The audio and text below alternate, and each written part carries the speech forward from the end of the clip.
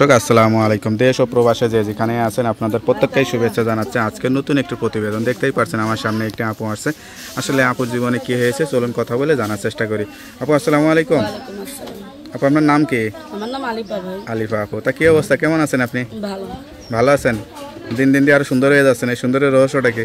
কি জানি ভাই, জানি না। বাড়ি কোথায় আপনার? বাড়ির সবার আলাদা। পরিবারে কে কে আছে? মা আছে, বাবা আছে, বাবাটার একটু অসুখ। ইনশাআল্লাহ ভালো। স্বামী সন্তান? না, স্বামীও না, সন্তানও নাই। বিয়ে শাদী কি আর করেনি? নাই না, আর করি নাই ভাই, ভালো মানুষ পাইতাছি না। মনে একটা বিয়ে করে শখ মিটে গেল, এখন শোক মানুষ এখন এক বিয়ে করছে, তো এখন সে তো আমার তালাক দিয়ে চলে গেছে। তো মানুষ তারপরে আবার তালাক দেন, সে তো বিয়ের কথা বলছে, আমি বিয়ে বসি না। সে তো বিয়ে করে এখন গৃহস্থ ছেলের কাছে, যে ছেলে আমার পাশে এসে দাঁড়াবে, আমার সহযোগিতা করবে, সে আমাকে ভালোবাসবে। সে যদি বলে যে আমি আলিফা তোমারে বিয়ে করবো, আমি তার কাছে বিয়ে বসবো। অনেক দিনই তো হয়ে গেল, অনেকদিন হয়ে গেছে। এখন অনেক ছেলেরা, একটা কুয়েতের ছেলে বিয়ে করতে চাইছিল, ওর বড় ভাইরে পাঠাইছিল, তার কাছে বসি না। তার ব্যবহার চরিত্র ভালো না বলে তার কাছে বসি না। আচ্ছা আচ্ছা, তো এখন কি সত্যি সত্যি একটা জীবন সঙ্গী দরকার না? এখন সত্যি সত্যি আবার প্রতিবেদনে দাঁড়াইছি ভাই, একটা জীবন সঙ্গী মানুষ যদি পাই ইনশাল্লাহ তার কাছে বিয়ে বসতে চাই। সেই মানুষটার কোনো কষ্ট টষ্ট দেন নাই তো? না, সে নিজে ইচ্ছাই গেছে না? আপনি আপনার নিজে সেই ঠিক আছে, আমার নিজের ভালো লাগেনি, তাকে কষ্ট দেই নাই। মানুষকে কষ্ট দেয়া কিন্তু ভালো না। তার চরণ দিকে আমার ভালো লাগেনি। আচ্ছা আচ্ছা, তার ব্যবহার চরিত্র দিকে আমার ভালো লাগেনি।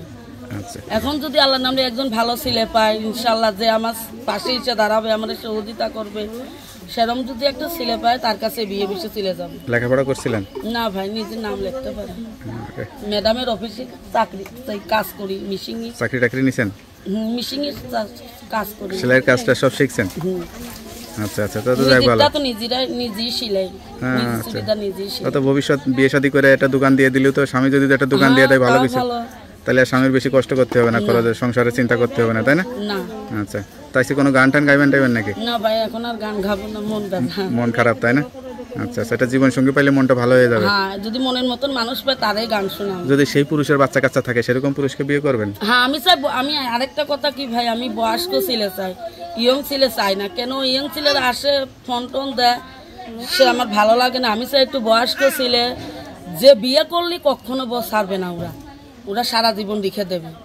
ওই কারণের জন্য আমি বয়স্ক ছেলে চাই, যে ইনশাল্লাহ আপনার বাচ্চা কাচ্চা হই নাই, তার যদি বাচ্চা কাচ্চা থাকে, তার মা, তাদের মা হয়ে থাকে, 10 জন বাচ্চা থাকে, আমার বিয়ে করতেছে, আমি তা রাজি আছি।